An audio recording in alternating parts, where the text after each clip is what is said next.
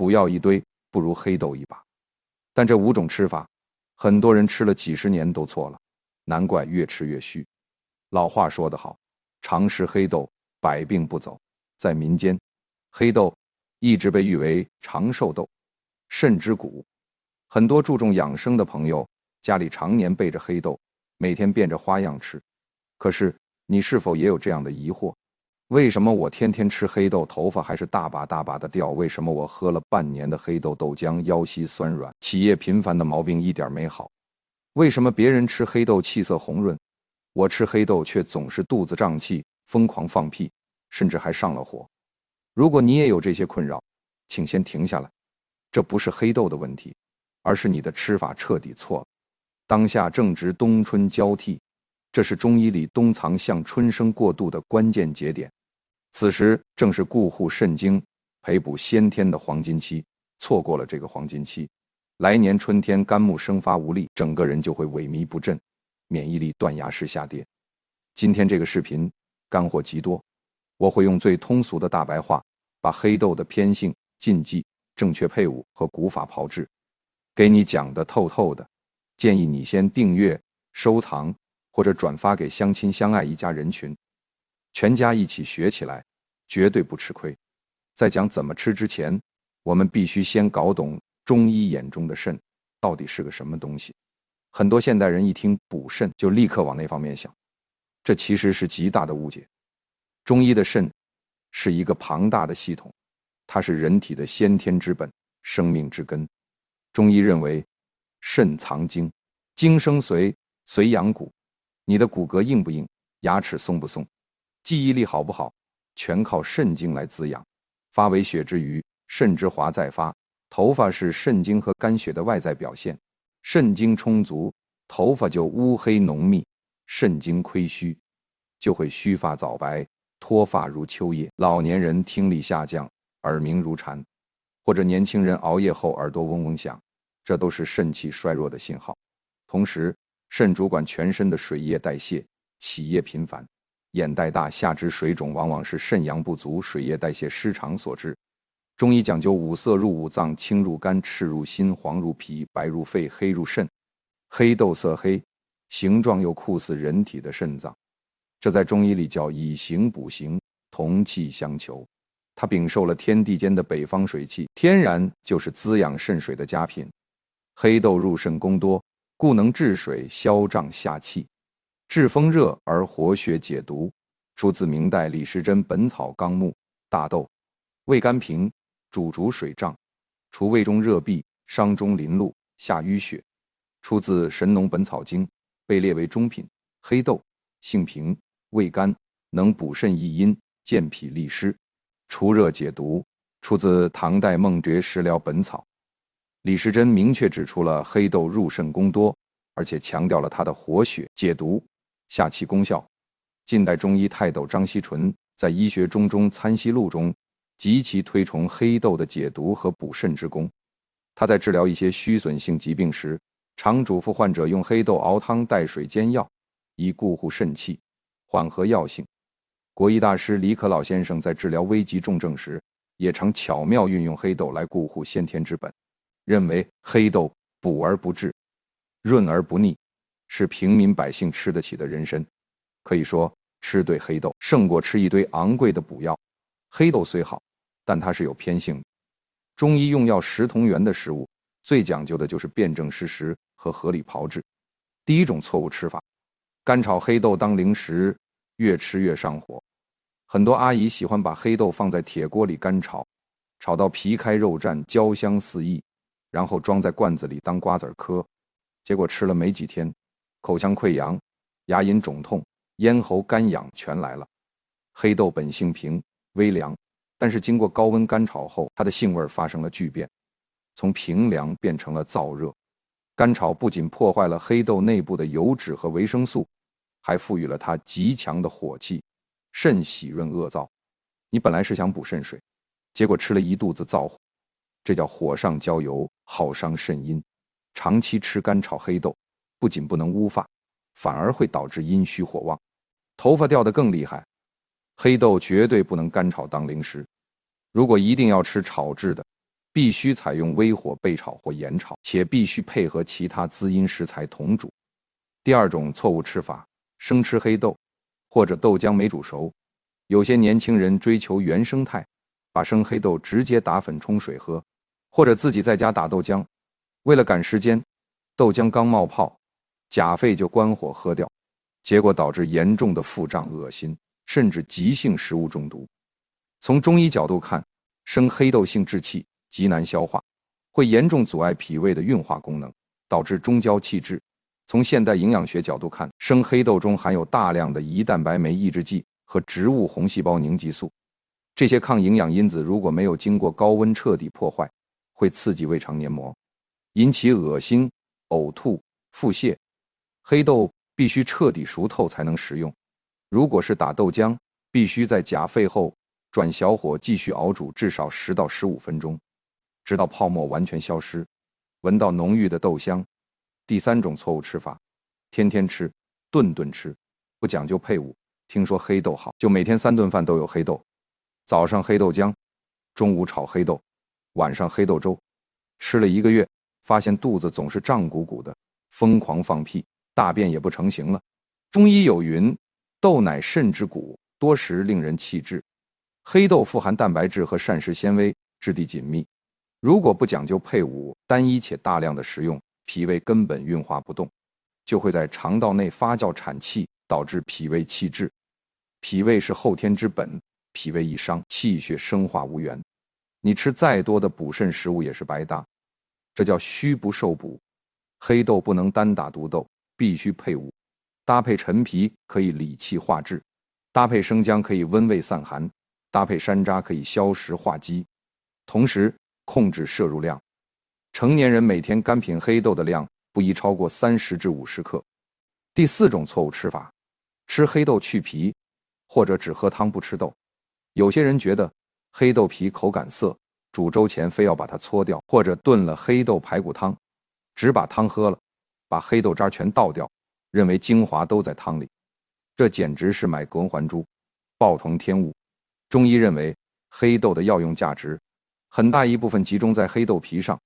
黑豆皮在中药里叫料豆衣或飞豆衣，飞豆衣能敛汗滋阴养血平肝，出自《本草纲目拾遗》，它对于阴虚盗汗、血虚头晕有极好的疗效。而且现代医学证实，黑豆皮中富含花青素，这是极强的抗氧化剂，能清除自由基，抗衰老。至于精华在汤里，更是误区。汤里只有少量的氨基酸和嘌呤，90%以上的优质蛋白、膳食纤维和矿物质依然留在豆渣里。吃黑豆千万不要去皮，如果是炖汤，汤要喝，豆子更要嚼烂吃掉。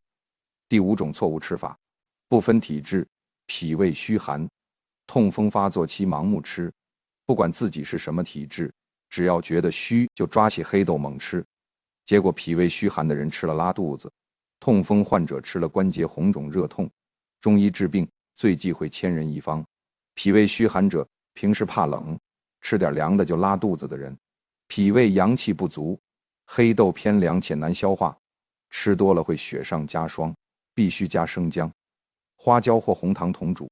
湿热内蕴者舌苔黄腻，大便粘滞，脸上出油长痘的人，黑豆滋腻会助湿生痰，越吃湿气越重。痛风及高尿酸患者，黑豆属于中高嘌呤食物，在痛风急性发作期绝对禁食，在缓解期可以少量食用，且必须煮汤后沏汤吃豆。因为嘌呤溶于水，吃黑豆前先看看自己的舌苔，舌苔厚腻发黄的人先祛湿，别急着吃黑豆。脾胃虚寒的人吃黑豆必须加温热的佐料。在讲食谱前教大家一招，如何挑选真正的好黑豆。市面上的黑豆鱼龙混杂，很多是用劣质豆子染色的，而且黑豆还分心，你买对了吗？第1招，辨真伪；3招，识破染色豆。看表皮，真黑豆的表皮有天然的光泽，但不会黑得发亮，颜色均匀。真黑豆的侧面有一个白色的豆脐，小白点，如果豆脐也是黑的，绝对是染色的。擦拭法，用湿纸巾用力擦拭黑豆，真黑豆只会掉一点点浅浅的灰褐色，如果纸巾瞬间变黑，赶紧扔掉。泡水法：真黑豆泡水后，水会变成紫红色或茶褐色，花青素溶于水，且水质清澈，染色豆泡出来的水是墨黑色且浑浊。第二招看豆心，绿心、黄心、白心怎么选？咬开黑豆，里面的子叶颜色大有讲究。绿心黑豆也叫熊豆，个头较小，偏扁，药用价值最高，清热解毒、补肾滋阴的效果最好，适合入药，做黑豆茶。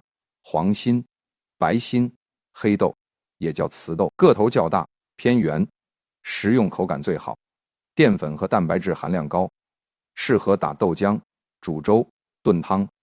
如果是为了养生调理、补肾乌发，请认准绿心小黑豆。懂了原理，避开了坑。接下来就是实操环节，准备了2个经过临床验证、效果绝佳的食疗方，一个是茶饮粉剂，适合上班族；一个是粥品，适合全家老小。古法9蒸9晒黑豆茶，适合上班族、脱发早白人群。很多人问黑豆直接煮水喝行不行？行，但效果大打折扣。中医炮制学里有一个极其神奇的工艺，叫9蒸9晒。经过9次蒸汽的穿透和阳光的暴晒，黑豆的寒凉之气被彻底褪去，大分子蛋白被分解为极易吸收的小分子氨基酸，药性变得温润而不燥，直达肾经。食材准备优质绿心小黑豆500克干品，纯净水适量，粗海盐少许，引药入肾。做法步骤：清洗与浸泡，将黑豆挑去杂质，清水洗净，加入没过黑豆的清水，浸泡8至12小时，夏季放冰箱，直到豆子完全膨胀，没有硬心。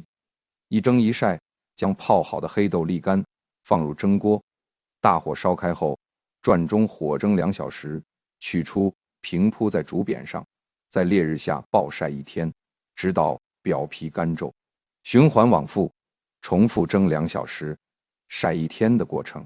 第3次蒸晒后，黑豆会散发出浓郁的酱香味。第5次蒸晒后，豆心会变得软糯甘甜。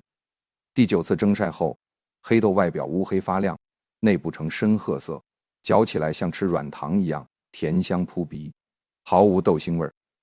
收储最后1次晒干后，装入密封罐中，放在阴凉干燥处保存。用法用量：泡茶，每天取15至20粒9蒸9晒黑豆，放入保温杯，加沸水焖泡10分钟即可饮用，可反复冲泡至无味。最后一定要把豆子嚼碎吃掉，干嚼。每天下午3点至5点，膀胱经当令，与肾相表里，直接干嚼20至30粒，细细咀嚼，直到化为津液咽下，功效补益肝肾，填精益髓，乌须黑发，极其适合经常熬夜、脑力劳动者、产后脱发、须发早白、腰膝酸软、精力不济的人群，温润不燥，不上火，不胀气。3黑固元养发粥，适合全家日常调理脾胃虚弱者。这个粥方平民版的十全大补汤，巧妙利用了五色入五脏的原理，以黑养肾，以黄健脾，脾肾双补，气血同调。食材：此为2至3人份，绿心黑豆30克干品，提前浸泡12小时；黑米50克干品，提前浸泡4小时；黑芝麻15克熟品，最好是现炒的；核桃仁20克干品，去色皮；桑葚干15克干品，无硫熏；陈皮1小半约3克，理气化滞，防止豆类胀气；去核红枣3枚，补中益气；老红糖或冰糖适量。根据个人口味，做法步骤备料：黑豆和黑米必须提前浸泡，否则极难煮烂。核桃仁可以用开水烫一下，剥去外层内层苦涩的薄皮；陈皮用温水泡软，刮去内层白瓤，去苦味。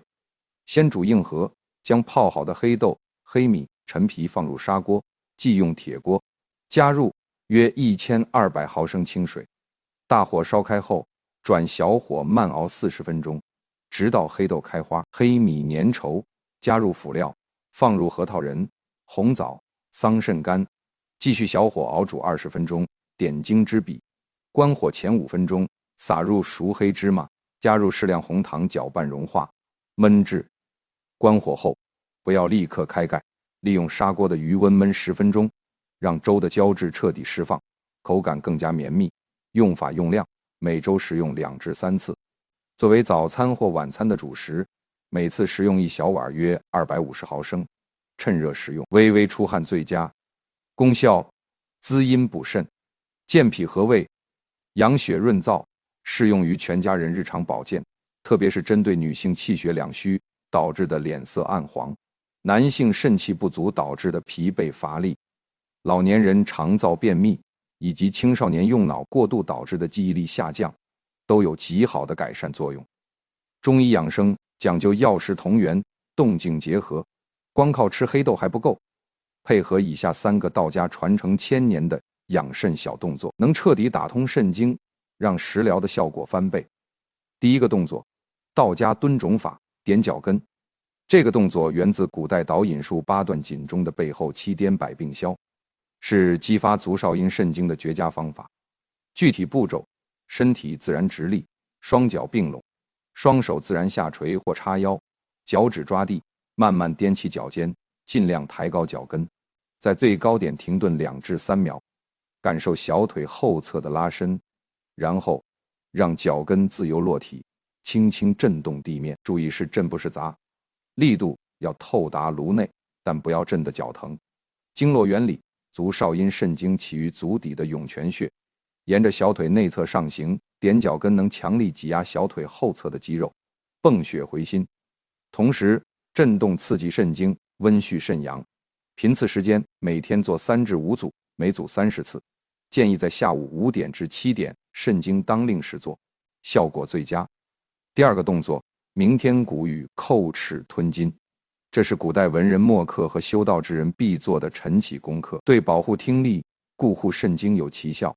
具体步骤：叩齿。早晨醒来，先不要起床，平躺，嘴唇微闭，上下牙齿轻轻叩击，先叩大牙，臼齿36下，再叩门牙36下。吞金。